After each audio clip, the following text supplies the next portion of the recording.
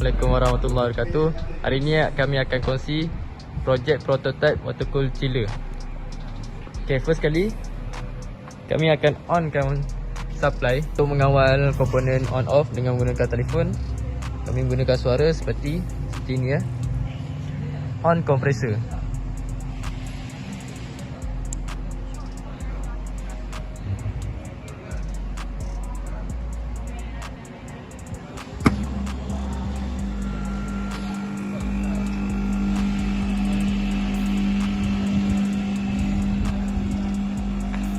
Setelah kami on kompresor ini akan memanfaatkan bahan pendingin. Okay, ini komponen-komponen di sistem. Kami menggunakan filter dryer, TSV, evap dan kondenser. Ini evap. Evap ni akan menyejukkan air. Air yang disejukkan akan dipump oleh water pump ke ASU. Okay, air di dalam evap sudah sejuk. Kami akan onkan water pump. On water pump.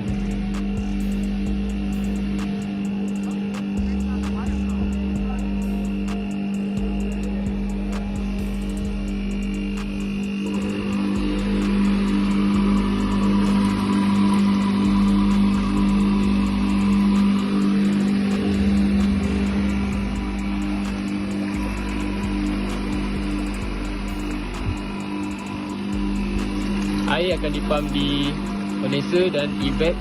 Kondenser air akan dipump ke cooling tower. Cooling tower bertujuan untuk menyingkirkan haba menggunakan air. Kemudian air di evap akan dipump ke ASU untuk mengeluarkan udara yang sejuk. Okay, kemudian kami akan onkan blower di ASU. On blower.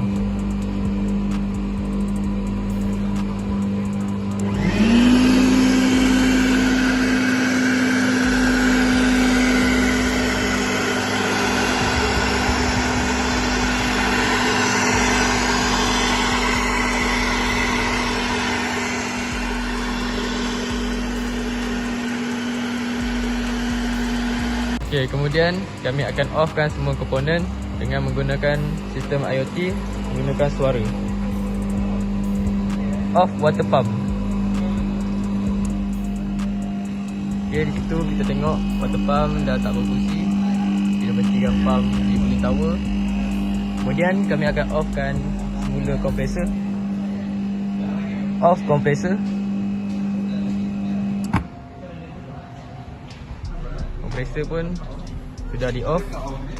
Okay, itu sahaja daripada kami pembentangan projek mini water cool chiller. Sekian, terima kasih.